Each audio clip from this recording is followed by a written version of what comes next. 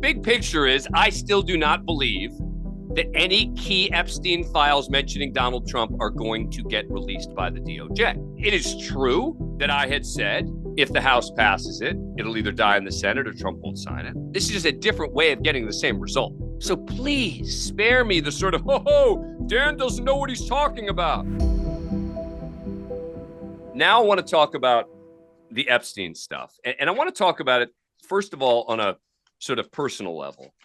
You know, there are a bunch of people out there on social media who are saying, see what Dan Abrams said? Dan Abrams had said that there wouldn't be a situation where the Senate would pass it and Trump would sign it. See, Dan got it wrong.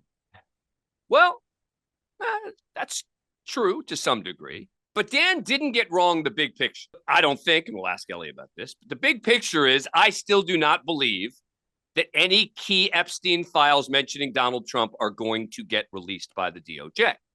They are going to cite exceptions that they are engaged in an ongoing investigation of Democrats where Trump asked for this investigation. Remember that previously the DOJ had put out a statement saying that they did not have evidence to charge any third parties. And so basically this was over.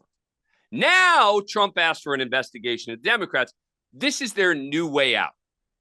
So Trump can say, I signed the bill. And so it is true that I had said, if the House passes it, it'll either die in the Senate or Trump won't sign it. But this is just the same. This is just a different way of getting the same result. They are just now using a different tactic where Donald Trump can claim, hey, I signed it. By the way, he didn't have to sign anything. He could have just asked. He could have just said, hey, DOJ, release this.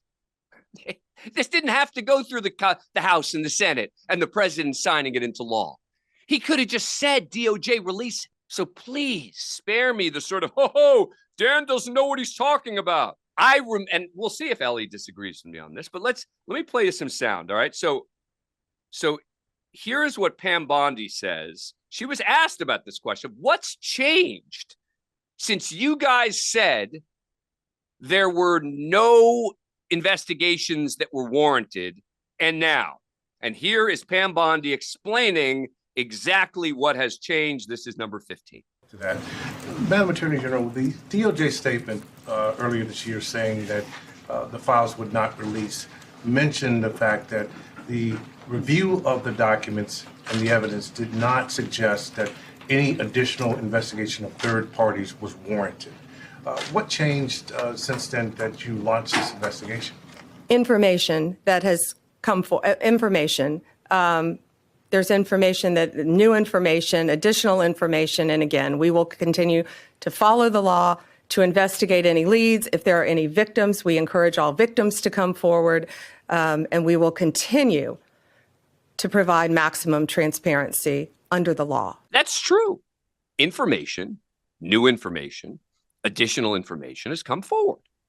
What is it? That Donald Trump wanted Democrats investigated. That's the new information. I promise you that's what it is. Now, on the question of whether they're going to be able to use this as an out when, in theory, they're supposed to be, quote, releasing the Epstein files, Representative Thomas Massey has been one of the sponsors of the bill, Republican from Kentucky. He was asked about this out. This is number 12. They're eventually going to have to, look, there is an exception for ongoing investigations, but you can't have 2 or 3 ongoing investigations and claim that you're not going to release any of the Epstein files, because our bill, the law that she says she's going to follow, says that the exceptions for ongoing investigations have to be narrowly tailored to the investigation. They would have to jeopardize the investigation, and they can only be temporary. So she doesn't have carte blanche to withhold a whole tranche of files. And I heard her say tens of thousands or 30,000 documents have been released. We're not counting by the number of documents that have been released. We're counting by the number of perpetrators who have been indicted. Oh, that's reassuring. Oh, because the law was written narrowly. Well, of course, Attorney General Bondi's going to abide by that. And she's going to say, well, yeah, it's been written narrowly. And we're in a tough spot. I don't know what I'm going to do. Come on. All right, before I go to the biggest topic of the day, let me bring back in CNN senior legal analyst Ellie Honig to weigh in on this one. Ellie, what do you think happens here with regard to Epstein files? What do you make of Massey's comments? Folks, the exception here is going to swallow the rule. I mean, the loophole here is like the size of the Lincoln Tunnel. There are a couple of exceptions that you need to know about. One of them is for ongoing investigations. You know what that's going to be? Whatever the hell Pam Bondi wants it to be. And as for Representative Massey, I applaud his effort and his spirit and his idealism by saying, well, but it has to be narrow and she can't just overly claim. Who the hell can police that? Right. We are not going to know. Thomas Massey is not going to know what we don't know. We're not going to know what she's withholding. There's no vehicle through which Thomas Massey or anyone else can know about it, can sue about it, can say she's overusing this exception. So that's number one.